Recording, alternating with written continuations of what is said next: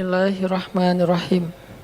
Assalamualaikum warahmatullahi wabarakatuh. Alhamdulillahirabbil alamin. Alhamdulillahilladzi arsala rasulahu bil huda wa dinil haq liyuzhirahu 'alad dini kullihi wa kafa billahi syahida. Asyhadu an la ilaha illallah wahdahu la syarikalah wa asyhadu anna Muhammadan abduhu wa rasuluhu la nabiyya ba'dah. Allahumma salli wa sallim wa barik ala sayyidina wa habibina wa nabiyyina Muhammad wa ala alihi wa sahbihi wa man tabi'ahu ila yaumiddin.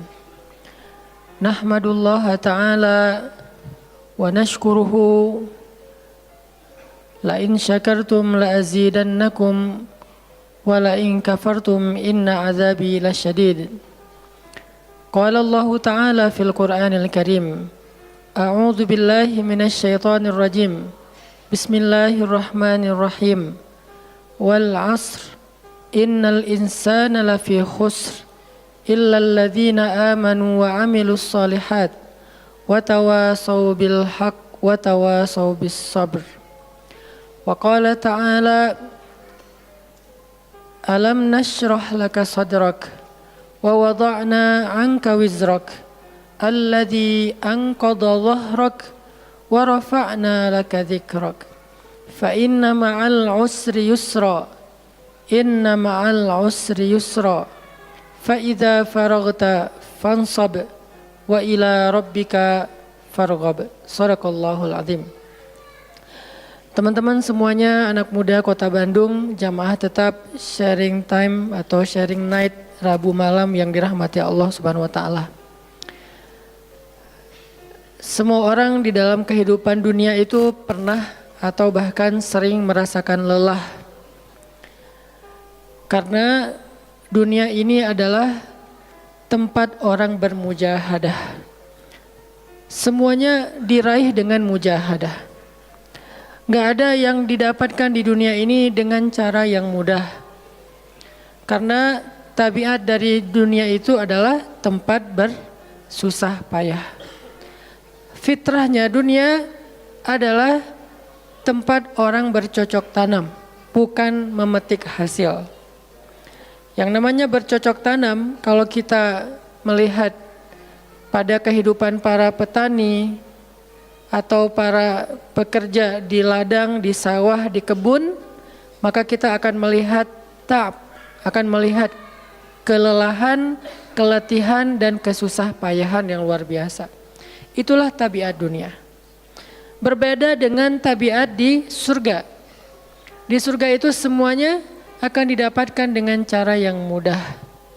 Bahkan sebagian riwayat mengatakan seorang perempuan di surga apabila inginkan seorang anak, maka Allah Subhanahu wa taala akan memberikan anak kepadanya saat itu juga tanpa harus bersusah payah mengandung selama 9 bulan. Saat ini pengen punya anak dengan spesifikasi tertentu, maka saat ini juga dia akan diberikan anak bayi tanpa harus mengandung 9 bulan lamanya. Tanpa harus susah-susah menyusui. Allah akan datangkan untuk dia bayi yang dia sukai, kemudian Allah datangkan orang-orang yang akan, pelayan-pelayan yang akan merawat dan membesarkan bayi itu untuk dia. Karena di sana dia adalah seorang ratu yang tidak perlu lagi bersusah payah. Di surga itu ketika seseorang menginginkan makanan, maka Allah Subhanahu wa taala mendatangkan untuknya makanan dengan cara yang sangat mudah. Bahkan ketika dia menginginkan buah-buahan, maka pohon itu akan menunduk untuknya sehingga dia bisa memetik buahnya tanpa harus bangun dari tempat duduknya jika dia menginginkan itu. Tetapi kalau dia menginginkan sesuatu yang lebih, misalnya dia ingin berjalan-jalan di kebun-kebun di antara banyak kebun surga, lalu dia ingin merasakan memetik pohon sendiri sambil membawa keranjang-keranjang yang indah, maka Allah juga akan memperkenankan keinginannya. Kaifa yasha, sebagaimana yang dia inginkan. Berbeda dengan dunia. Di dunia, apapun yang kita inginkan itu harus melalui mujahadah. melalui ikhtiar. Bahkan ketika kita ingin menjadi orang yang sekedar tidur-tiduran pun, Allah Subhanahu wa taala mentakdirkan tidur pun lelah. Tidur aja capek. Duduk capek. Ada orang yang duduknya capek akhirnya dia berdiri. Ya. Ada orang yang capek berdiri akhirnya pengen duduk. Kapan duduknya capek pengen berdiri? Salah satu yang sering saya alamin itu kalau lagi naik pesawat. Apalagi pesawat penerbangan 9 jam, 10 jam itu pasti capek banget duduknya tuh. Sehingga kita menginginkan seandainya ada uang kita pengen duduk di kelas bisnis. Tapi karena nggak mampu membeli tiket yang 3 kali lipat lebih mahal di kelas bisnis, ya nggak apa-apa lah di kelas yang biasa ekonomi. Tapi ketika lelah 4 jam, 5 jam pesawat berjalan itu udah luar biasa lelahnya, akhirnya berdiri mondar-mandir di antara lorong pesawat. Artinya duduk aja capek. Nggak ngapa-ngapain, suruh duduk doang. Nggak seperti orang dulu yang berangkat haji atau umroh, naik kapal, lewat darat, pas sampai di laut naik kapal dengan ontanya, dengan kudanya. Orang dulu mencari ilmu itu dengan mujahadah yang luar biasa. Dengan naik onta berminggu-minggu, ini naik pesawat cuma 9 jam, capek. Yang nggak ada guncangan, biasanya guncangannya cuma pas di awal sama pas mau landing doang. Di atas udah jarang ada guncangan karena dengan ketinggian tertentu dan pesawatnya besar. Tapi itu juga capek. Naik kereta coba, dari Jawa ke Bandung misalnya. Sebutlah dari Semarang, dari Malang, dari Surabaya naik kereta 10 jam. Itu aja capek. Nggak usah jauh-jauh, Bandung Jakarta aja 3,5 jam. Itu pun capek. Atau kita naik mobil, nggak perlu nyetir. Pakai online, duduk aja di belakang atau di sebelahnya si driver, perjalanan setengah jam dari tempat kerja kita ke rumah atau dari rumah ke tempat kerja, ke kampus, ke sekolah gitu. Itu aja capek. Artinya dunia itu emang kayak gitu tabiatnya teman-teman. Tabiat dari dunia itu adalah lelah. Sehingga kalau ada orang yang menghindari capek dengan tidak ngapa-ngapain, itu hal yang agak klise dan naif. Bagaimana dia bisa menghindari lelah? Bagaimana dia bisa menghindari ta'ab, bagaimana dia bisa menghindari bosan, bagaimana dia bisa menghindari dalam keadaan susah payah. Sedangkan dia masih berada di sebuah tempat, bumi, dunia yang tabiatnya memang tempat bersusah payah dan lelah. Satu-satunya cara menghindari lelah yang tidak perlu lagi bersusah payah itu hanyalah masuk surga. Tetapi kan itu tidak terjadi sekarang, kita harus meninggal dulu dan kita belum mau. Ada yang mau meninggal masuk surga sekarang? Kalau dijamin sih insya Allah ya, masalahnya nggak ada jaminan. Kalau para sahabat enak, mereka dapat jaminan. Surga Bilal, sebelum Bilal meninggal, Rasulullah udah bilang, Bima sabaktani ilal jannah ya Bilal. Dengan apa kamu mendahului aku ke surga wahai Bilal? Dengan wudu dan sholat syukur wudu. Begitu juga nanti ada sahabat lain yang dijamin masuk surga bighairi hisab wala azab. Salah satunya adalah Ukasyah. Kalau kita tidak ada jaminan apapun di akhirat kecuali berikhtiar dan bermujahadah untuk bisa mendapatkan kebaikan sebanyak mungkin di sisi Allah. Sehingga alangkah naifnya seseorang yang menghindar dari ta'ab wal ham wal gham. Dia berusaha menghindar dari lelah, menghindar dari susah payahnya kehidupan, menghindar dari beban-beban hidup. Itu nggak bisa dilakukan karena kita masih berada di dunia. Yang perlu kita sekarang coba pilih adalah kita mau lelah untuk hal yang sia-sia? Apakah kita mau lelah untuk hanya bersenda gurau? Apakah kita mau lelah hanya untuk hal yang tidak ngapa-ngapain? Atau justru lelah kita itu untuk sesuatu yang mudah-mudahan beribadah kepada Allah? Makanya disebut dengan lelahnya menjadi lillah. Karena dua-duanya lelah. Ada orang yang pergi ke masjid lelah. Capek pergi ke masjid. Tapi ada juga orang yang berbuat dosa, itu juga lelah. Memangnya kalau kita beribadah lelah terus berbuat dosa nggak lelah? Banyak orang yang berbuat dosa lelah dan kita pernah merasakan kehidupan seperti itu. Sehari, 2 hari, sebulan, setahun, 2 tahun. Sampai kita benar-benar merasakan lelah banget dengan dosa. Di malam hari berbuat dosa, lelah, akhirnya tidur sepanjang siang. Di siang hari berbuat dosa, lelah, akhirnya tidur sepanjang malam. Lelah sama lelahnya. Antara orang yang beribadah dengan orang yang bermaksiat itu sama lelahnya. Bedanya apa? Yang satu, lelahnya akan diganjar, dibalas oleh Allah dengan kebaikan dunia dan akhirat. Yang satu lagi, lelahnya hanya akan disudahi dengan penyesalan. Sama-sama lelah. Bedanya, lelah yang pertama mungkin baru dirasakan hasilnya setelah itu. Lelah yang kedua seolah-olah bisa langsung dirasakan kesenangannya, tetapi kesudahannya adalah penyesalan. Makanya pada malam ini kita ingin merenungkan beberapa nasihat baik dari Al-Quran maupun hadis tentang bagaimana kita menjadi orang yang setiap hari tetap lelah, tetap banyak beban, tetapi beban itu mudah-mudahan menjadikan kita mendapatkan banyak kebaikan di sisi Allah. Makanya Nabi SAW bersabda dalam hadis riwayat Bukhari dan Muslim, "An-nasu ka'ibil mi'ah, la takadu tajidu fiha rahilatan." Manusia itu seperti 100 ekor onta. Manusia ka'ibil mi'ah, seperti 100 ekor onta. Yang harganya murah 50 juta, yang hidupnya untuk disembelih pada akhirnya nahar, disembelih. Onta itu kan kalau disembelih sambil dia berdiri ya. Kalau ayam, bebek disembelih sambil dipegangin atau diangkat. Kalau kambing dan sapi dibaringkan. Kalau onta disembelih itu sambil diberdirikan. Dia berdiri langsung disembelih. Itu onta. Artinya manusia ka'ibil mi'ah. Nabi itu menggambarkan onta karena onta ini punya banyak macam. Mungkin di Arab nggak ada ayam yang bermacam-macam. Akhirnya pakai bahasanya onta. Kalau di kita mungkin ada ayam potong, ada ayam kampung, dan segala macam, ada ayam jago. Kalau bebek ada mentok, ada apa? Bebek yang biasa, macam-macam kan. Di Arab mungkin nggak terlalu banyak variannya dan nggak terlalu akrab dengan kehidupan sehari-hari mereka.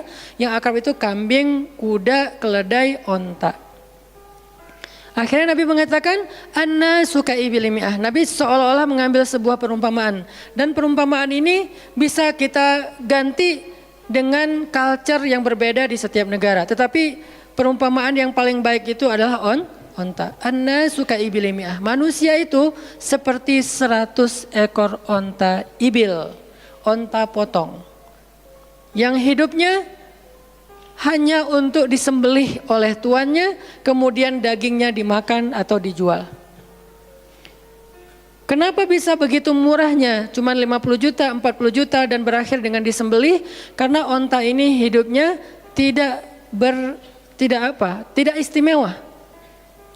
Dia hidup hanya untuk makan, minum, tidur dan berkembang biak. Cuman itu misi dari kehidupan dia. Makan, minum, tidur, berkembang biak. Udah itu doang. Setiap hari kerjanya makan aja. Lihat hewan ternak ngapain? Merumput aja setiap hari. Nggak ada hewan ternak yang tiba-tiba dia lagi ngapain? Lagi sholat? Nggak ada. Hewan ternak misalnya lagi ngebantuin tetangga? Nggak ada. Hewan ternak lagi menjenguk yang sakit? Nggak ada. Hewan ternak yang lagi menyelesaikan hajat saudaranya? Hewan ternak yang lagi dengerin curhat? Nggak ada. Kenapa? Karena tugas misi kehidupan mereka itu cuma diciptakan untuk makan, minum, tidur, berkembang biak, udah. Ini namanya kalau di antara onta namanya ibil. Yang hidupnya itu sesederhana itu. Nggak ada yang rumit, nggak ada yang terlalu berlebihan. Dan an-nasu, manusia secara umum mirip dengan ibil. An-nasu ka'ibili mi'ah. Jadi kalau kita bandingkan dari 100 orang itu hampir semuanya seperti ibil. Misi hidupnya itu hanya untuk dirinya. Gimana caranya biar bisa makan. Gimana caranya biar bisa istirahat dengan nyenyak, tidur. Gimana caranya biar punya keluarga, berkembang biak, punya keturunan. Dan kemudian dengan keluarganya dia punya family time. Kapan liburan, makan di rumah, jalan segala macam. Cuman itu misi dari kehidupannya. Sehingga Nabi menyebut mereka yang misi kehidupannya hanya dirinya dan keluarganya. Kaibili mi'ah, seperti 100 ekor onta. Kurang istimewa. Orang yang hidupnya hanya untuk dirinya dan keluarganya itu kurang istimewa. Sehingga disebut dengan ibili mi'ah, 100 ekor onta. Tapi enggak hina, tidak rendah, tidak mungkin melenceng, sesat segala macam, enggak. Dia tetap tidak haram, tidak najis. Nabi tidak mengumpamakan manusia seperti seekor anjing, seperti seekor babi, enggak. Karena itu najis, haram dan seterusnya. Onta, makhluk yang hewan yang baik, cuman tidak istimewa. Di sini tidak ada judgement. Nabi itu orangnya nggak suka menjudge. Nabi nggak mengatakan manusia ini semuanya misalnya dengan kalimat celaan, keledai, enggak. Manusia ini misalnya hewan yang najis, enggak. Nabi mengatakan an-nasu kaibilimiah, manusia itu seperti 100 ekor onta. La takadu tajidu fiha rahilatan. Hampir-hampir di dalam 100 ekor onta itu kamu enggak mendapati satu pun onta yang dikenal dengan nama rahilatan, rahilah. Rahilah itu dari kata rihlah. Rihlah itu udah jadi bahasa Indonesia, rihlah. Kemudian di Inggris-Inggriskan jadi traveling, trip, segala macam. Rahilah dari kata rihlah. Apa itu rahilah? Onta yang bertugas untuk membawa beban tuannya dalam perjalanan panjang, baik itu berdagang maupun berperang. Dia punya misi lain selain makan, minum, berkembang biak, terus dipotong. Enggak, misinya lebih keren. Apa? Membawa beban. Membawa beban tuannya. Itulah rahilah. Sehingga punggungnya adalah punggung yang berkah, karena di atas punggung itu ditaruhkan beban terus menerus oleh tuannya. Berangkat bebannya apa, pulangnya beban apa. Karena orang dulu kalau berangkat berniaga, berdagang ke luar negeri, itu tuh bukan berangkat bawa beban, pulang nggak bawa apa-apa karena udah diuangkan, enggak. Mereka barter konsep perdagangannya. Kalau berangkatnya bawa kain, pulangnya nanti bawa karpet. Berangkatnya bawa gandum, pulangnya nanti bawa sutra misalnya. Tetap aja ada beban karena mereka berangkat jual misalnya ke Syam, dari Mekah ke Damaskus. Nanti pulangnya dari Damaskus ke Mekah bawa lagi barang-barang Damaskus yang bisa dijual di Mekah. Pas berangkat bawa barang Mekah yang bisa dijual di Damaskus, pas pulang membawa barang Damaskus yang bisa dijual di Mekah. Li'ilafi Quraisy ilafihim rihlatash syita'i was-saif. Rihlah syita'i was-saif. Mereka melakukan rihlah pada musim dingin dan musim panas. Itulah ilafu Quraisy, kebiasaan orang-orang Quraisy. Ilafu Quraisy, kebiasaan tradisi orang Quraisy. Apa tradisinya? Berdagang di musim dingin dan di musim panas. Barang dagangannya beda-beda. Kalau musim dingin yang dibawa itu bahan-bahan jaket.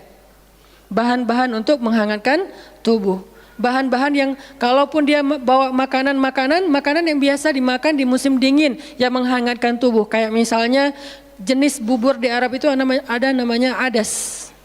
Dan itu disebutkan di dalam Al-Quran, di Al-Baqarah. Wa adasiha wa basaliha, ada adas, ada bawang. Adas itu salah satu makanan kesukaan orang Arab di musim dingin. Karena kalau makan adas kayak bubur gitu, dia badannya menjadi hangat. Jadi kayak menghangatkan tubuh gitu.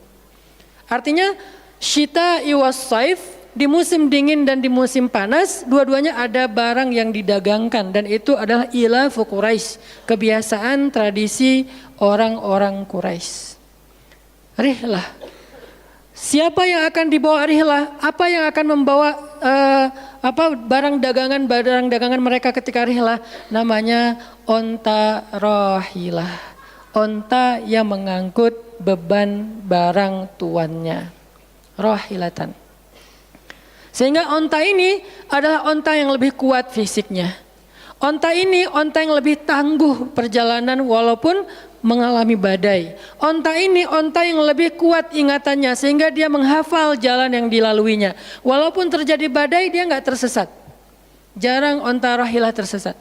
Biasanya yang tersesat itu ibil. Ibil kalau ditaruh di tengah padang pasir, terjadi badai, terus bekas jalannya ketutup dengan pasir, dia bingung. Itu ibil. Sehingga kalau kita baca cerita-cerita tentang orang yang tersesat di padang pasir, rata-rata istilahnya kalau enggak jamal ya ibil. Kalaupun ada onta rahilah yang tersesat, berarti badainya parah banget. Kalau ada hadis onta rohilah tersesat berarti badainya parah banget. Artinya rohilah ini ingatannya kuat. Dia kalau lewat satu jalan, setahun kemudian lewat lagi dia masih hafal. Itu rohilatan. Dalam teknologi sekarang kita nyebutnya dengan map. Ada banyak platform aplikasi map digital yang membuat kita bisa menghafal jalan. Dan diupdate terus, jalan ini sekarang macet segala macam. Rohilatan punya kemampuan membaca jalan walaupun mungkin berbeda dengan teknologi sekarang. Itu namanya rohilatan. Ini kata Nabi, la takadu tajidu fiha rohilatan. Manusia itu seperti 100 ekor onta. Dan di antara 100 ekor onta itu atau 100 orang itu hampir kamu tidak mendapati satupun yang bernama rohilatan yang mampu mengangkat beban lebih. Sehingga di sini Nabi SAW seolah-olah mengajarkan kita, memotivasi kita agar belajar menjadi rohilah. Manusia itu baru istimewa kalau dia menjadi rohilah, kalau dia mengangkut banyak beban, kalau dia menjadi orang yang paling banyak bermanfaat untuk orang lain. Makanya muncullah hadis, khairun nas anfa'uhum linnas, inna ahabban nasi ilallah anfa'uhum linnas. Dua riwayat hadis yang berbeda. Sebaik-baik manusia, kalau dalam analogi yang pertama, sebaik-baik onta adalah rohilatan. Bukan ibil, bukan nakoh, bukan jamal. Sebaik-baik onta rohilatan. Kenapa kok rohilatan? Karena dia yang paling bermanfaat, soalnya dia yang paling banyak mengangkut beban. Sehingga dengan analogi tentang onta rohilah, kita menerjemahkan hadis khairun nas, sebaik-baik manusia dengan istilah khair. Arti khair itu memberi lebih, arti khair itu bermanfaat. Khairun nas anfa'uhum linnas, sebaik-baik manusia yang paling bermanfaat untuk orang lain. Dalam riwayat yang lain, inna ahabban nasi ilallah, sesungguhnya orang yang paling dicintai Allah di antara manusia, anfa'uhum linnas, yang paling bermanfaat untuk orang lain. Itu yang paling dicintai Allah di antara manusia. Muncul lagi hadis yang mirip, inna ahabbal a'mali ilallah sururun tudkhiluhu ala qalbi muslim. Sesungguhnya perbuatan, amal soleh, aktivitas, pekerjaan yang paling disukai Allah di antara yang kita lakukan dalam kehidupan sehari-hari adalah membahagiakan hati orang lain. Ini semuanya hadis-hadis yang memiliki makna yang sama, yaitu menjadi pengangkut beban. Lelah Ustadz, lelah. Enggak ngangkut beban, lelah juga. Ngangkut beban, lelah juga. Cuman bedanya orang yang lelah tanpa mengangkut beban, hidupnya penuh dengan keluh kesah, tidak ada yang menghargai, tidak dimuliakan, akhirnya dia ngeluh. Ada kan banyak orang yang ngeluh karena merasa dirinya nggak dihargai orang lain. Tetap aja ngeluh. Ada juga yang ngeluh karena terlalu banyak beban. Padahal dua-duanya sama-sama ngeluh, kenapa nggak memilih yang lebih baik? Memangnya kalau kita nggak ngangkut beban, kita nggak akan berkeluh kesah, ngeluh. Ngeluhnya mungkin bukan capek, ngeluhnya nggak ada yang hargai. Dan itu udah sunnatullah, kalau kita pengen dihargai, pengen dimuliakan, kita harus menjadi orang yang paling rohilah, yang paling banyak ngangkut beban. Nggak bisa kita jadi ibil tapi pengen diperlakukan seperti rohilah, itu nggak bisa. Kita tuh ibil, hidupnya untuk diri sendiri, nggak bantu siapa-siapa, nggak peduli dengan siapa-siapa, harta kita nggak bermanfaat untuk orang lain, pikiran kita nggak bermanfaat untuk orang lain, lisan kita tidak bermanfaat untuk orang lain, wawasan kita tidak bermanfaat untuk orang lain, apalagi tenaga kita nggak bermanfaat untuk orang lain, skill kita nggak bermanfaat untuk orang lain, semua tentang diri kita hampir tidak bermanfaat untuk orang lain, lalu kita ingin dihargai seperti orang yang paling bermanfaat. Ini naif, klise, nggak ada seperti ini, bukan sunnatullahnya. Karena seseorang itu diberi balasan sesuai dengan mujahadah. Al-jaza ala qadril masyaqqah, balasan tergantung susah payahnya dalam berikhtiar. Siapa yang mujahadahnya lebih, maka rewardnya lebih, jazanya lebih.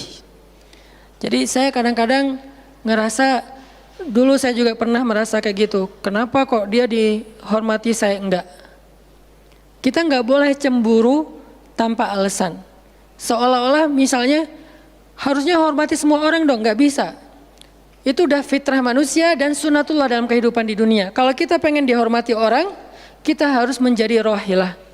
Kalau kita pengen dihargai orang, kita harus jadi rohilah.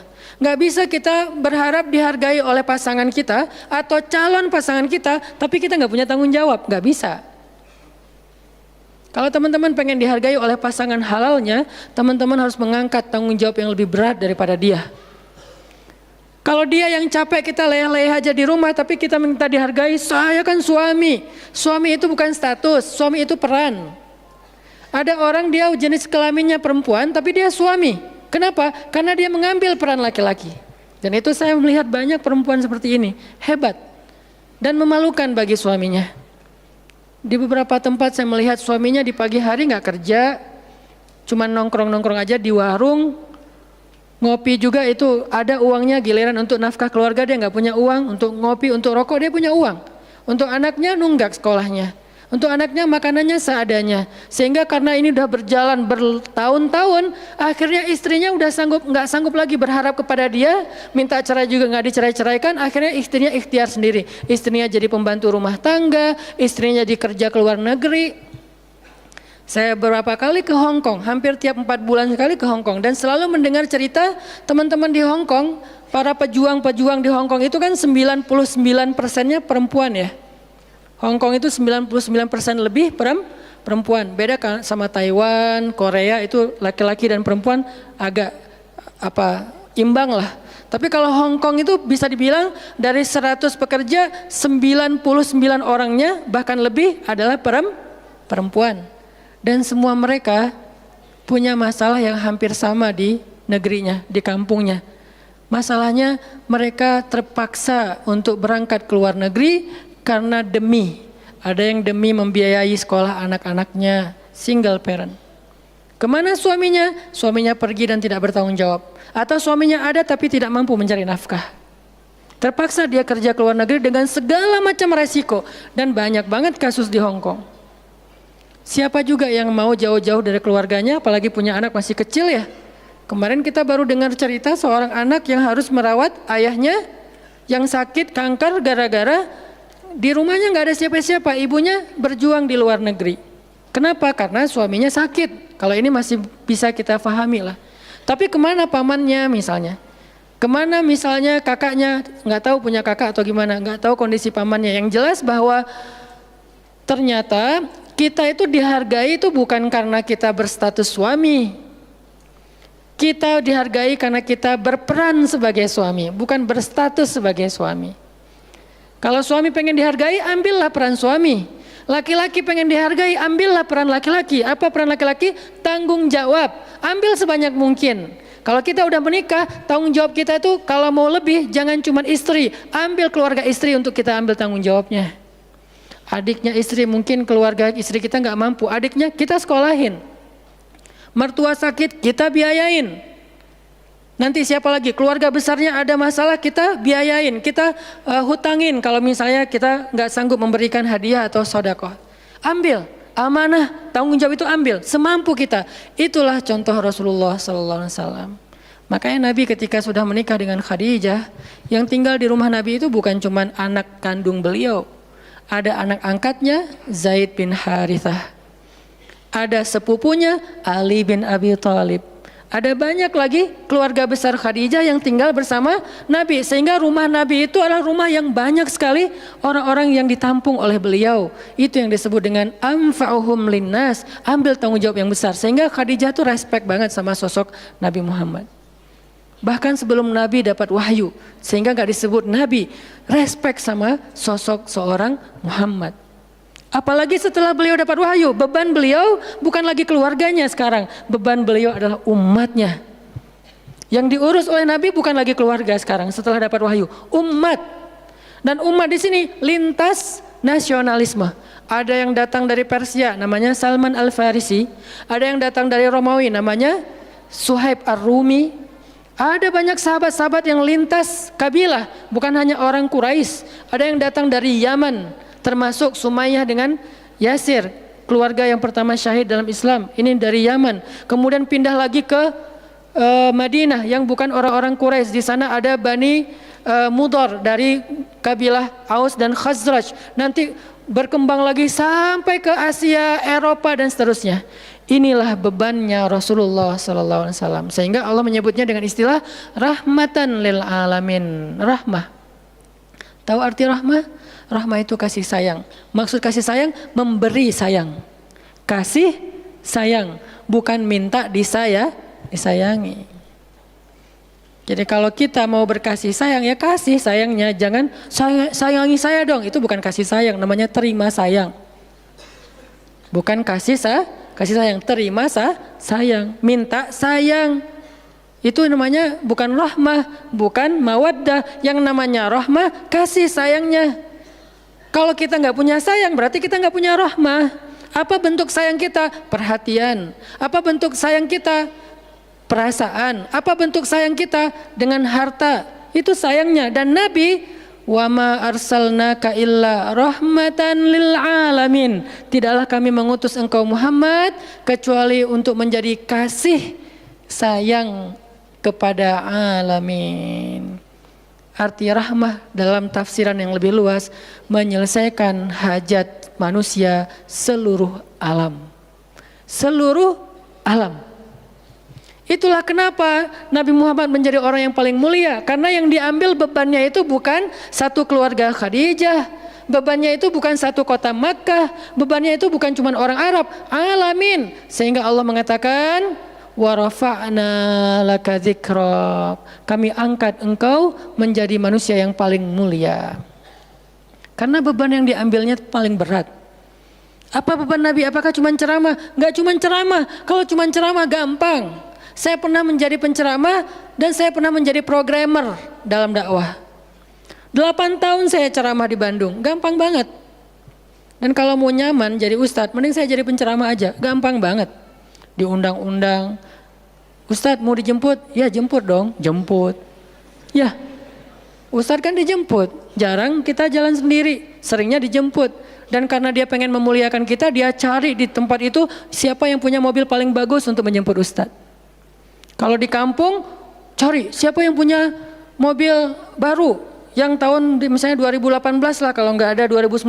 Saya punya, ya udah pinjam ya untuk jemput ustadz. Oh boleh saya senang, jemput. Kalau perlu yang punya mobilnya sekaligus jadi supirnya, jemput ustadz. Enak jadi penceramah. Jemput, tunggu di depan rumah, nggak langsung ketok. Kenapa? Nggak enak mau ngetok, biar ustadznya santai aja. Ustadznya keluar dibukain pintu. Terserah mau duduk di depan, duduk di tengah. Kalau ustadznya duduk di tengah, nggak ada yang di sebelahnya, kosong. Mau goler-goler, mau jungkir balik, bebas. Ustadz. Saya pernah ngalamin masa kayak gitu. 8 tahun, mudah banget, diundang-undang. Semua wajah tersenyum, nggak ada yang cemberut, namanya juga ustadz. Selamat datang Ustadz, alhamdulillah bisa ketemu sama Ustadz, silakan. Duduk dikasih makanan yang paling baik. Dihidangkan segala macam, minuman aja 5 jenis. Sampai bingung nih mana yang mau diminum. Ustadz mau apa? Kadang-kadang beberapa teman-teman panitia yang sangat udah pro banget nanya. Ustadz itu nanya ke asisten lah atau siapa manajemen, kalau dia punya manajemen. Ustadz itu sukanya makanan apa? Disediakan makanan kesukaan Ustadz. Kalau ke Bandung Ustadz senangnya makan apa? Disediakan makanan khas Bandung kesukaannya Ustadz. Dicari dari restoran terbaik yang ada di kota itu. Ini perlakuan terhadap Ustadz, nyaman banget kalau ceramah tuh. Ceramah berapa lama? Terserah Ustadz. Kalau lagi mood 3 jam. Kalau enggak lagi mood 45 menit. Ustadz kok ceramahnya cuma sebentar? Saya lelah sekali. Oh enggak apa-apa Ustadz, istirahat ya Ustadz, sehat terus ya Ustadz, doain. Pulang dianterin, maaf dikasih amplop, transport segala macam. Kadang-kadang wah ngasihnya cukup untuk 2 bulan makan. Masya Allah enak. Kalau cuman yang disebut dengan rahmatil alamin itu cuman ceramah, itu bukan rahmatil alamin. Walaupun itu salah satu kebaikan. Tapi kemudian setelah 8 tahun saya berdakwah dengan ceramah, saya mengubah konsep dakwah saya menjadi programmer. Memprogram masjid. Al-Latif. Saya ngomong dengan Pak Iman beri saya kesempatan memprogram Al-Latif. Bikin gerakan, bikin dakwah. Bukan masjid yang memprogram, kemudian Ustadz mengisi. Itu salah. Menurut saya keliru kalau masjid membuat program, ustadz cuma mengisi program itu. Keliru. Ustadz yang program, masjid fasilitasi, nanti insya Allah akan berkah. Alhamdulillah Pak Iman, Ketua DKM Al-Latif sepakat. Ya udah Ustadz silakan, mangga dikasih waktu 2 tahun. Kalau nggak ada perubahan diambil alih. Dalam 2 tahun kita coba program dari awal. Bikin gerakan anak muda, pemuda hijrah lahir waktu itu. Mulai programming, gimana caranya biar masjid rame. Dari yang cuma 20 orang kajian setiap Rabu malam, dari dulu udah Rabu malam. Yang hadir berapa orang? 20 orang. Kalau Persib lagi main, libur. Semua pada nonton. Malah sering lagi libur. Kadang-kadang Persib nggak main. Terus yang main siapa? Yang main Piala Eropa kah, Piala Champion kah, Liga Eropa, Piala Dunia, libur. Akhirnya berkembang pelan-pelan jadi setengah masjid. Satu masjid membludak keluar masjid sampai ke Jalan Cendana. Akhirnya pindahlah ke masjid ini. Kenapa? Karena udah nggak nampung. Nggak enak juga dengan tetangga karena parkirnya kemana-mana. Kan kita pindah ke sini karena Al-Latif nggak nampung. Nah, ketika dakwah berubah menjadi programmer, bebannya beda. Udah nggak kayak dulu, enggak, beda. Pergi taklim, pergi sendiri. Bahkan berkorban dengan harta sendiri, bareng-bareng dengan teman-teman. Semuanya lelah, kita meeting sampai tengah malam. Emangnya gampang membuat tren hijrah? Nggak mudah teman-teman. Kita harus meeting, mikirin. Sekarang tambah lagi beban yang lain, Barisan Bangun Negeri. Para ustadz berkumpul, bikin gerakan bersama. Kita bikin Barisan Bangun Negeri, dikasih amanah untuk jadi amirnya, mikirin apa yang harus kita lakukan. Program pertama saya bilang less waste, isu lingkungan. Kenapa? Kita pengen jadiin masjid sebagai 911. Tapi pelan-pelan, nggak bisa langsung. 911 ini nanti kalau ada masalah di masyarakat, tetangga masjid yang ditelepon masjid. Anak saya sakit, telepon masjid. Ada yang meninggal, telepon masjid. Ada yang pingsan, telepon masjid. Ada yang baru diputusin, telepon masjid. Sampah ini udah darurat. Bandung ini hanya batas deadline penanganan sampah kita kalau kata Pemkot itu sampai 2023. Kalau kita nggak punya alternatif, ini akan jadi masalah besar. Jakarta, saya kemarin ke Jakarta sampai 2022, lebih cepat sedikit daripada Bandung. Artinya mereka hanya bisa menampung sampah sampai 2022. Sisanya kalau nggak ada solusi alternatif, maka akan terjadi masalah besar, tumpuk sampah di depan rumah masing-masing selama nggak usah sebulan, seminggu aja gimana rasanya? Nggak ada yang ngambil sampah di depan rumah kita, seminggu aja. Petugas sampah nggak ngambil sampah di depan kos-kosan, di depan rumah.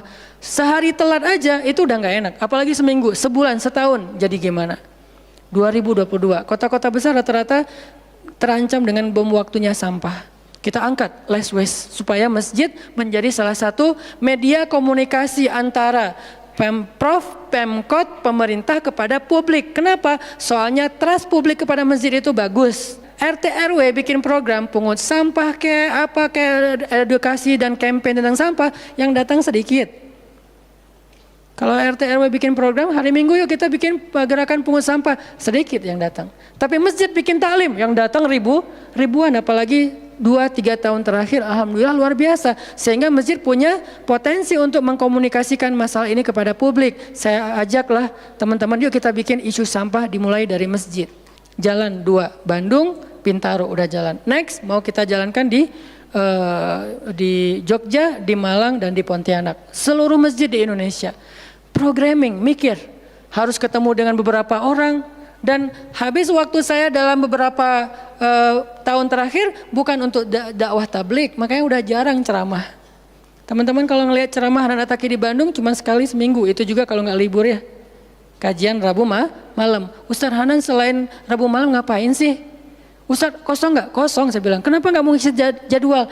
Kosong dari taklim tapi nggak kosong dari aktivitas. Sehari meeting bisa 5 kali. Dulu saya pernah yang kalau bahasa teman-teman tuh ngeprank jamaah, bukan ngeprank sebetulnya. Katanya Ustaz nggak datang, tiba-tiba datang kan? Itu tuh meeting 5 kali sehari, dari pagi, siang, sore, menjelang maghrib, baru beres isya.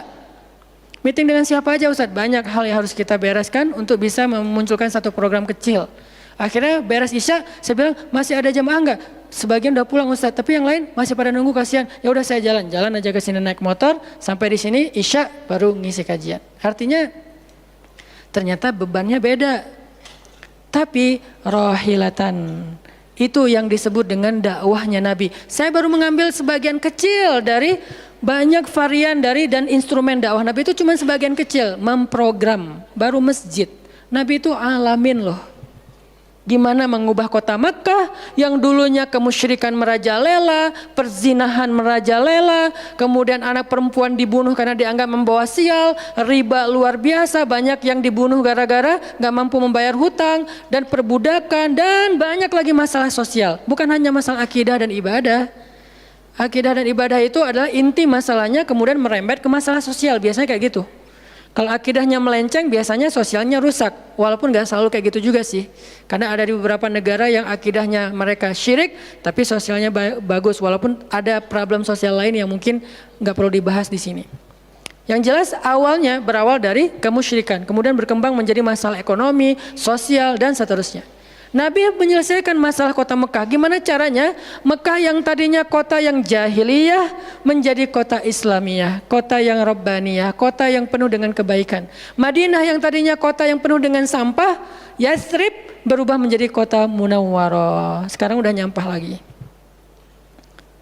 Di zaman Nabi itu benar-benar Madinah Munawwarah. Sekarang mungkin nggak sebagus di zaman Nabi, cuman bangunannya doang yang megah, tapi secara lingkungan, secara sosial nggak sebaik zaman dulu lah. Kalau bangunan itu kan bukan indikasi peradaban ya. Karena kita pernah mengalami masa peradaban Islam yang keren, nggak ada tuh bangunan pencakar langit seperti Dubai. Kita di Dubai bangunan pencakar langit, tetapi secara peradaban ada masalah di Dubai, terutama masalah sosial. Di Arab Saudi, masalah lingkungannya luar biasa, salah satu penghasil sampah 10 besar di dunia. Kalau untuk masalah sampah organik termasuk 5 besar di dunia. Artinya makan sering dibuang-buang. Makanya sampah organiknya paling banyak, waste-nya paling banyak. Itu yang diselesaikan oleh Nabi di kota Mekah dan Madinah, kemudian berkembang di kota-kota lain sampai ke Irak, sampai ke Syam, sampai ke Mesir, sampai ke Eropa, sampai ke Turki, sampai ke Afrika, bahkan sampai ke Nusantara. Rahmatan lil alamin, rahmah bukan cuma ceramah. Kalau ceramah, Nabi lebih jago dari siapapun. Orang siapapun yang berceramah itu kopas dari Nabi kan? Ada yang ceramah nggak kopas dari Nabi? Nggak ada. Kopas dari Nabi Musa? Enggak, kecuali diriwayatkan dari Nabi Muhammad, kemudian baru Nabi Muhammad meriwayatkan dari Nabi Isa dan Nabi Musa. Semuanya kopas, copy paste dari Rasulullah SAW. Artinya kalau mau ceramah, bahan Nabi itu banyak banget. Dan kalau Nabi mau ceramah, yang ngundang pasti banyak banget. Jadilah Nabi dai sejuta umat. Capek pasti setiap hari 5 kajian. Nabi lagi di mana? Lagi di Syam. Sampai 2 tahun ke depan jadwal ceramah penuh. Kalau Nabi mau kayak gitu. Tapi ternyata Nabi bukan cuma ceramah, memprogram umat. Ada yang masalah datang ke Nabi, ya Rasulullah, saya diceraikan oleh suami saya dengan bahasa kamu bagi saya seperti ibu saya, zihar. Nabi bingung nih, gimana nih zihar? Kok suaminya gitu banget sih sama dia? Ya udah, berarti kamu sudah diceraikan oleh suamimu.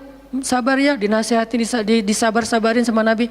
Dia pulang turun ayat surat Al-Mujadalah tentang bab zihar.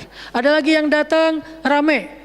Dia yang salah, saya yang salah, dia yang salah. Akhirnya didamaikan sama Nabi. Nabi mau takbir nih, pergi ke masjid mau sholat berjamaah. Mau takbir, ya Rasulullah, di Bani Salamah ada masalah, mereka hampir berperang. Nggak jadi takbir, pergi ke Bani Salamah menyelesaikan hajat mereka. Datang-datang jamaah udah sholat, Nabi sholat yang jamaah yang kedua. Artinya rahmah, ngambil beban umat. Belum lagi nanti beban umat yang tertindas di antara Bani Israel, di luar negeri, di Yaman, di Syam. Yang Nabi mengutus para sahabat untuk menyelesaikan hajat-hajat mereka. Makanya Nabi mengatakan, siapa yang datang kepada saudaranya untuk menghilangkan masalahnya, maka Allah akan menghilangkan masalah orang ini nanti di akhirat. Makanya beban Nabi itu berat banget teman-teman. Kalau kita baca sirah Nabi, luar biasa, Nabi itu lelah banget. Sampai para sahabat meriwayatkan Nabi itu dulu sebelum dapat wahyu, beliau seger gitu. Setelah dapat wahyu tetap ganteng, tetap keren karena memang aslinya udah dari sononya keren ya. Cuman udah ada guratan lelahnya tuh terasa di wajah beliau. Lelah banget. Sampai Nabi itu pernah sampai Allah bilang gini, "Fala'allaka bakhi'un nafsaka 'ala atharihim." Hampir saja engkau mencelakai dirimu gara-gara mereka. Apa maksudnya? Kok Nabi hampir mencelakai dirinya gara-gara mereka, itu maksudnya apa? Saking terbebannya Nabi dengan kondisi umat, hampir-hampir Nabi itu sakit keras, hampir-hampir Nabi itu binasa, celaka, meninggal demi mikirin nasib umat. Kayak gitu banget coba. Itu namanya rohilatan. Kita belum sanggup untuk memikul beban umat sedunia. Makanya minimal kalau kita nggak ngambil beban umat sedunia dengan tangan kita, minimal dengan pikiran kita aja. Kita mikir nggak sih nasib Palestina? Atau kita masih nganggap bahwa itu beda negara? Kalau beda negara oke. Apakah kita memikirkan mereka karena kemanusiaan? Masa kita mau bilang mereka bukan manusia? Kan sama-sama manusia.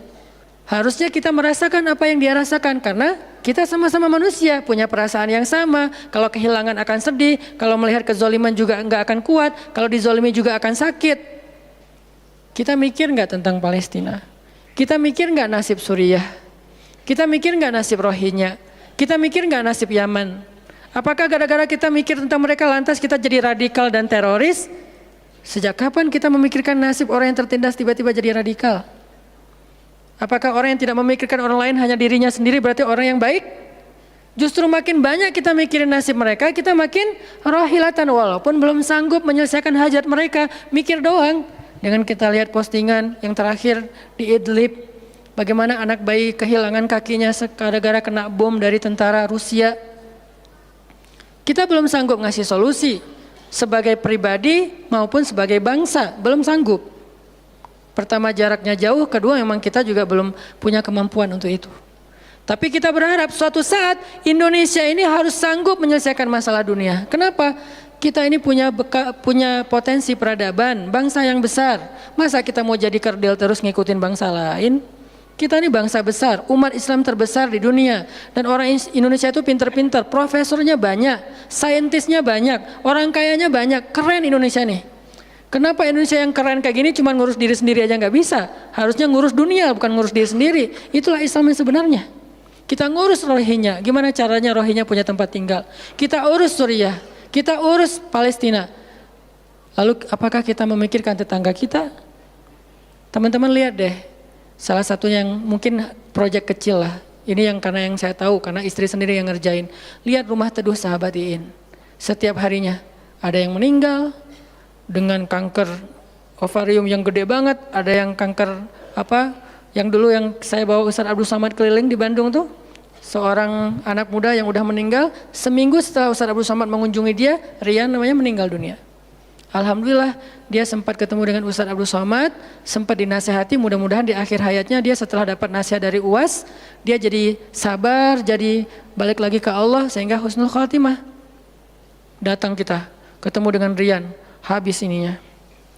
Gara-gara apa? Gara-gara pernah kecelakaan di laut, terus jadi kayak kanker kulit, luar biasa. Itu parah banget. Dan itu enggak satu kasus, banyak. Di Jawa Barat aja udah banyak banget, apalagi Indonesia. Apakah kita mau mengambil beban itu? Atau kita bahkan melihat juga enggak mau, karena ngerasa enggak kuat, enggak berani, terus kapan kita kuatnya? Kalau kita enggak kuat, namanya bukan rohilah. Yang namanya rohilah itu harus kuat, dikuat-kuatin kalaupun enggak kuat. Sudah seberat apa beban yang kita ambil selain, dan itu nggak bisa bahasanya diambil sebagian dibuang sebagian yang lain, enggak. Minimal kalau yang di dekat kita mengambil bebannya sampai menyelesaikan hajatnya dengan harta, mungkin dengan skill, dengan network, dengan minimal dengan sosial media kita repost, ya ada yang bisa bantu ini, enggak. Kalau yang di luar negeri karena kita nggak sanggup menyelesaikan, minimal dengan pikiran dan doa, kasihan ya mereka, doain terus karena doa kita itu ngaruh. Jangan berpikir mendoakan mereka itu nggak ngaruh itu. Mempercepat datangnya pertolongan Allah. Minimal dengan doa kita, Allah kuatkan hati mereka. Minimal. Dengan doa kita, Allah kuatkan hati saudara kita di Yaman, yang kelaparan, di Syam, di Palestina, di Rohingya, di Turkistan, yang masih dalam campnya orang-orang komunis. Minimal doa kita menguatkan hati mereka. Kan berarti membantu. Ada orang yang ketika dapat musibah, kita datang nggak bisa ngasih solusi, tapi begitu kita nasihati lalu kita doakan, itu udah membantu dia, minimal hatinya jadi lapang. Kemudian kita doakan, dia merasa diperhatikan. Bukankah itu sebuah bantuan? Dan itu rahilah. Semuanya aja yang di luar negeri kita pikirkan, apalagi yang di dalam negeri, semampu kita. Makanya nama barisan kita tuh Barisan Bangun Negeri. Kalau ditanya, apa Ustaz tujuan bikin gerakan Barisan Bangun Negeri? Ya bangun negeri. Masa masih ditanya ya? Karena masih ada yang nanya, ngapain sih tuh ustaz-ustaz ngumpul mau bangun negeri? Itu udah jelas dari namanya juga. Terus santrinya ngapain? Namanya Santri Bangun Negeri. Ustadznya Barisan Bangun Negeri, ada 2 nama. Para guru, saya pelan-pelan pengen ngumpulin para guru-guru yang seleting. Supaya kita barengan, ngumpulin pelan-pelan. Namanya Barisan Bangun Negeri. Nanti teman-teman yang ngikutin para guru, para santri, namanya Santri Bangun Negeri. Jadi kalau ditanya mau ngapain, mau bangun negeri. Programnya apa? Pertama, program isu lingkungan. Nanti naik lagi isu sosial, naik lagi isu healthcare, kemanusiaan, kesehatan, dan seterusnya. Kan itu tugas pemerintah, kita nggak mau menyalahkan siapapun, udah capek berdebat. Tugas kita sekarang, siapa yang pengen jadi rohilah? Itu yang dilakukan para guru kita sekarang teman-teman di Barisan Bangun Negeri. Mikir, kemarin saya 40 jam nggak tidur. Dari Bandung ke Jogja, di Jogja ada acara, udah beres acara, kita ada meeting yang penting banget, yang bikin saya sesak sampai sekarang. Itu ada diskusi yang saya tidak bisa sampaikan ke publik. Itu diskusi dari jam 11 malam sampai jam setengah 4 subuh. Kenapa diskusinya sampai malam Ustaz? Karena besok kita semuanya udah pada bubar. Udah pada pulang masing-masing ke negerinya sehingga nggak sempat ketemu. Ketemunya kita cuman malam Selasa. Selasa subuh pesawatnya udah mulai ada yang pesawat jam 5, jam 6, jam 7. Jadi malam itu harus kita selesaikan meeting kita. Meeting lah kita sampai jam setengah 4 subuh. Beres meeting langsung ke bandara. Saya dengan salah satu ustadz ke bandara berdua naik flightnya pas bareng. Belum selesai tadi meetingnya, meeting lagi di pesawat. Dari Jogja ke Jakarta. Di Jakarta saya ketemu dengan beberapa teman-teman yang pengen mendukung program pesantren yang sedang kita dari setahun yang lalu ingin kita buat. Tapi juga belum cukup untuk membebaskan lahan. Karena kita butuh 15 M membebaskan lahan. Alhamdulillah udah terkumpul sekitar 2 M. Masih jauh dari target. Baru membebaskan lahan. Belum membangun. Akhirnya bahasa istri saya ngamen di Jakarta dari pagi, siang, sore, malam. Malam pulang. Di kereta juga diskusi lagi sama istri karena ada beberapa program yang harus kita bereskan. Sampai rumah jam 12 malam. Jadi 1 hari setengah. Hampir 2 kali 24 jam. Baru istirahat. Itu kalau programming. Beda dengan ceramah. Diundang ke Jogja. Ustaz ceramahnya di Jogja, oke jam berapa? Isya, ya udah saya datangnya maghrib. Terbang jam 5, sampai di sana maghrib. Ceramah, beres ceramah, saya tidur. Gampang kan? Beres ceramah jam 11 malam, balik ke hotel. Dipesankan hotel sama panitia. Hotelnya mau yang gimana Ustaz? Terserah, yang dekat-dekat aja biar nggak capek di jalan. Oh ya Ustaz, dikasih hotel biasanya yang enak, yang deluxe. Masuk ke hotel, mandi air hangat. Ya, beres mandi air hangat, pesan makanan online. Karena tadi belum makan, misalnya kalau telat makan juga, pesan datang ke kamar. Kadang-kadang saya cuma pesan 1 jenis, mereka pesan 3 jenis. Saya belum makan, lapar, boleh nggak pesan sate? Oh boleh Ustaz. Datang sate, datang mie godok, datang apa, banyak. Semuanya ditaruh di depan kamar. Ustaz, ini udah ada makanannya. Masya Allah makanannya banyak gini. Kalau cuma ceramah, habis makan jam 12, tidur. Bangun sholat subuh, beres subuh, olahraga. Ya, karena di hotel, treadmill. Beres treadmill, berenang. Beres berenang, breakfast. Beres breakfast, terbang ke Bandung. Kan enak ya? Kalau cuman ceramah. Jadi kerjanya cuman 1,5 jam pas ceramah. Itu juga santai. Namanya juga ceramah gampang. Tapi kalau programming, buat program, kayak tadi ceritanya, meeting, gak beres-beres. Sampai enak dengan meeting. Kopi entah berapa gelas. Ada yang digulaan, ada yang nggak digulaan. Ada yang pakai susu, ada yang nggak pakai susu. Sampai diistilahkan yang nggak pakai susu kopi akhi, yang pakai susu kopi ukhti. Semua jenis kopi.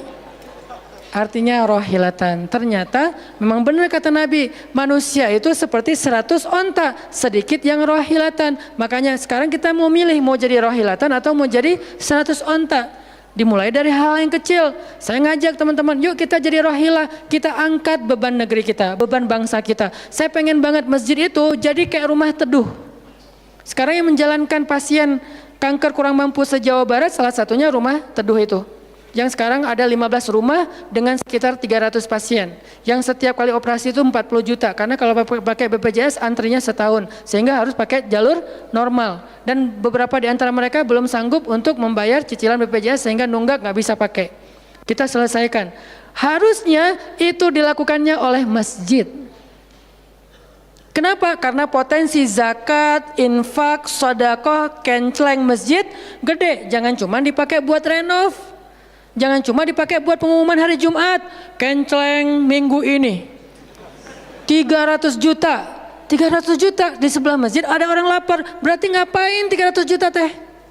Harusnya 300 juta itu kenceleng minggu ini. Harusnya 300 juta. Tapi tinggal 10 juta. Kenapa? Beban umat diangkat semua sama masjid. Itu cita-cita kita, pengennya masjid itu menjadi, makanya ada hashtag masjid peradaban. Apa masjid peradaban? Masjid rohilah, masjid yang mengangkat beban umat, bukan cuma membuat program jihad, pengajian hari Ahad. Udah lewat lah masa kayak gitu-gitu, udah nggak keren. Ini saya tantang masjid-masjid yang ada di Indonesia, jangan hanya fokus dengan taklim. Taklim itu udah banyak dan mudah melakukannya, kurang challenging. Coba masjid mikirin masalah sekitarnya, satu masjid mikirin satu RW kalau masjidnya kecil. Kalau masjidnya masjid kecamatan, mikirin satu kecamatan. Kalau udah beres dengan kecamatannya, nggak ada lagi masalah, pergi ke kecamatan sebelah. Kolaborasi dengan masjid kecamatan sebelah, yuk selesaikan masalahnya. Bisa banget kalau masjid mau. Tapi serahkan programnya ke ustadz yang ngerti harokah, yang ngerti pergerakan. Dan sekarang udah banyak ustadz yang ngerti pergerakan. Baru kita akan melihat Indonesia yang luar biasa. Terus apa yang bisa kami lakukan Ustadz? Yuk bareng-bareng dengan saya, dengan pemuda hijrah, dengan para guru barisan bangun negeri, kita bangun deh Indonesia semampu kita. Dengan apa? Dengan skill kita masing-masing. Dengan potensi kita masing-masing. Ada yang punya harta dengan hartanya. Ada yang punya kemampuan skillnya dengan skillnya. Saya udah berkali-kali menjelaskan, skill itu untuk dakwah penting, bukan hanya penceramah. Nah, mau nggak nih teman-teman? Yuk kita bangun Indonesia. Sekarang kita mikirin apa yang bisa kita lakukan untuk Indonesia, masing-masing dengan potensi kita. Karena kita anak masjid, anak masjid. Karena kita banyak sering ke masjid, ya udah kita bangun Indonesia dengan cara masjid. Dan ternyata cara masjid itu bukan cuma Allahu Akbar dan Subhanallah, salam, enggak. Yang dibicarain di masjid itu bukan cuma juz-juz Al-Quran, tapi masalah umat. Karena Nabi membicarakan masalah umat itu di Masjid Nabawi. Yang kita pengen ke sana, berharap banget bisa umroh. Apakah di Masjid Nabawi itu cuma ada raudhah kemudian orang berdoa egois banget pengen masuk surga sendiri? Enggak. Di raudhah itu Nabi dengan Jibril bicara tentang umat. Gimana caranya umat ini selesai masalah mereka. Sampai ke penjuru dunia. Yang terjajah dibebaskan dari penjajahan, yang terzolimi dibebaskan dari kezoliman. Itu namanya rahilah. Saya yakin di sini banyak potensi dan skill yang keren-keren. Coba berikan skillnya untuk dakwah, dedikasikan skillnya untuk agama. Yang kalau kita dedikasikan untuk agama, insya Allah untuk bangsa dan negara udah pasti. Karena agama kita itu bukan agama ritual. Agama kita ini adalah agama kehidupan. Sehingga yang ada di dalamnya bukan cuma bab sholat, tetapi juga bab orang sakit. Dan kita tahu banyak hadis tentang itu, bab lingkungan, dan kita mulai tahu hadis-hadis tentang itu. Yuk kita dedikasikan skill kita, potensi kita, harta kita untuk agama Allah, kita angkat beban umat bareng-bareng. Karena kalau saya ngangkat sendiri, saya paling-paling ngangkat sanggupnya itu 100 kilo, itu juga udah ngos-ngosan. Tapi kalau kita ngangkat bareng-bareng, bisa bertonton beban umat kita angkat.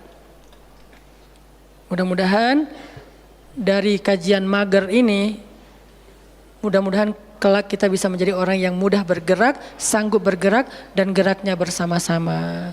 Barakallahu fikum, billahi taufiq wal hidayah. Allahumma inna nas'aluka ridhaka wal jannah wa na'udzubika min sakhatika wan nar.